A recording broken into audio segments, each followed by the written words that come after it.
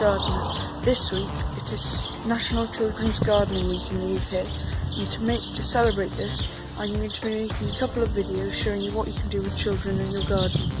Today I'm going to be showing you how you can plant sunflowers with the children, and what that will do is you can have competitions where you plant the sunflowers and then you can measure them when they're flowering, see who has the tallest one.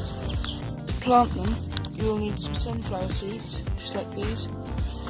I will also link in the description a kit that you can get which has everything you need to have a sunflower growing competition.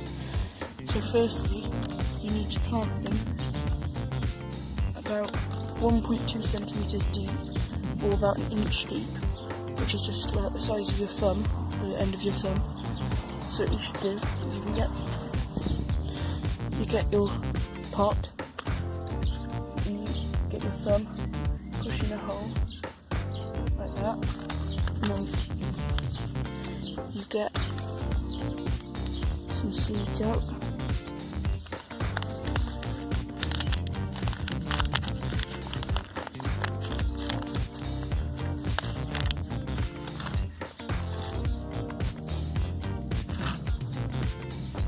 There, like that.